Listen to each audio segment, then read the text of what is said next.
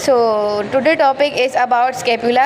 So in this topic we will discuss about the what is scapula and their surfaces, their border, their angle and its process.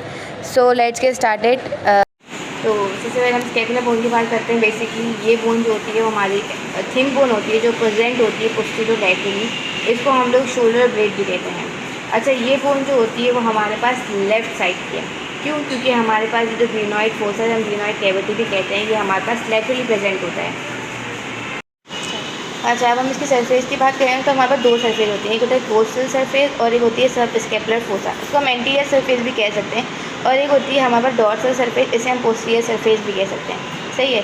अब हम बात करते हैं सबसे पहले coastal surface की। तो कोस्टल सरफेस हमारे पास एक कॉन्केव शेप की होती है। सही है। और अगर हम डॉर्सल सरफेस की बात करें तो ये हमारे पास कॉन्वेक्स शेप की होती है। अच्छा, इसमें दो फोसा प्रेजेंट होते हैं। एक होता है सुप्रास्पाइनेटस, ये होता है सुप्रास्पाइनेटस फोसा, और ये होता है इंफ्रास्पाइनेटस फोसा। अब ये सुप्रास्पाइनेटस और इंफ्रास्पाइनेटस फोसा जो है वो एक दूसरे से कहाँ पे आए कनेक्ट होते हैं? स्पाइनोग्लिनॉइड नोच। सही है। स्पाइनोग्लिनॉइड नोच क्यों कह रहे हैं हम इसको, ये मैं आपको आगे जाके बताऊंगी तो आपको पता चलेगा स्पाइनोग्लिनॉइड नोच। अच्छा, अब इसकी हम बॉर्डर की बात कर रहे हैं तो उसके हमारे पास तीन बॉर्डर होते हैं। एक होता है सुपीरियर, एक होता है सुपीरियर बॉर्डर, एक होता है मीडियल बॉर्डर और एक होता है उसका लेटरल बॉर्डर। क्योंकि मैंने बताया था ना कि ग्लिनॉइड कैविटी या ग्लिनॉइड नोच जो होते हैं वो हमारे पास लेटरली प्रेजेंट होती है। अच्छा, सुपीरियर बॉर्डर की बात करें वो हमारे पास थिन होती है और शॉर्ट होती है।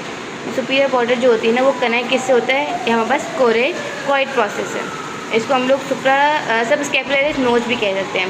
तो हम इसको इस तरह से भी कह सकते हैं कि इसका जो सुपीरियर बॉर्डर होता है वो हमारे पास एक्सटेंड करता है, सब स्कैपुलर नोच बनाता है और उसके बाद हमारे पास कोरेकॉइड फोसा बना रहा होता है, प्रोसेस बना रहा होता है, सॉरी।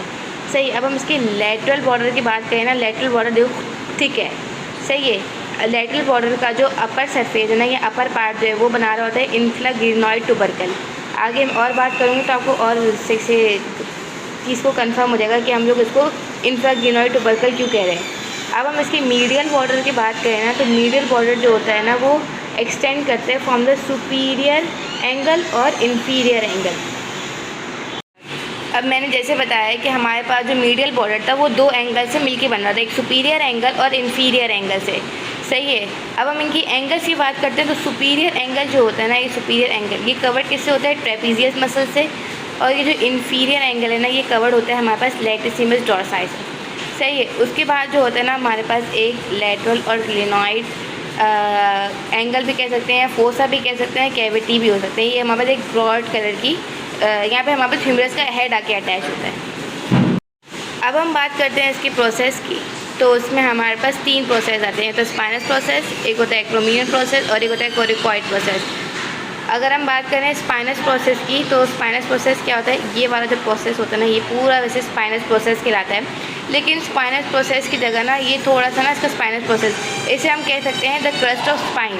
इसके दो लिप्स होते हैं, एक होता है अपर लिप और एक होता है लोअर लिप। क्या? ये हमारे पास एक स्पाइनस प्रोसेस ऑफ स्कैपुला है। ये हमारे पास the crest of spinous process of scapula है। इसके दो लिप्स होते हैं, एक अपर लिप होता है और एक लोअर लिप होता है। अब हम बात करें एक्रोमियन प्रोसेस। ये हमारे पास एक फ्लैट होता है। एक्रोमियन प्रोसेस जो होता है ना इसके दो बॉर्डर होते हैं और दो सरफेसेस होते हैं। बॉर्डर कौन सा होगा? ये हमारे पास मिडल बॉर्डर होगा, क्योंकि हमने कहा ना कि लेटरली जो होता है वो हमारे पास ग्लिनॉइड फोसा या ग्लिनॉइड कैविटी प्रेजेंट होती है, तो ये इसका लेटरल बॉर्डर होगा। ये लेटरल बॉर्डर और ये इसका मीडियल बॉर्डर। सही है। अब इसकी दो सरफेसेस होती हैं, एक होती है सुपीरियर सरफेस और इसकी होती है इन्फीरियर सरफेस। सही है। इसी तरह अगर हम बात करें तो हमारे पास एक कोरिकॉइड प्रोसेस होता है, ये कोरिकॉइड प्रोसेस। अच्छा, एक लास्ट बात की तो हमारे पास जो एक्रोमियन प्रोसेस होता है ना यहाँ पे एक नोच प्रेजेंट होती है, एक फैसेट प्रेजेंट होता है जो कि हमारे पास क्लेविकल से जाके अटैच होता है।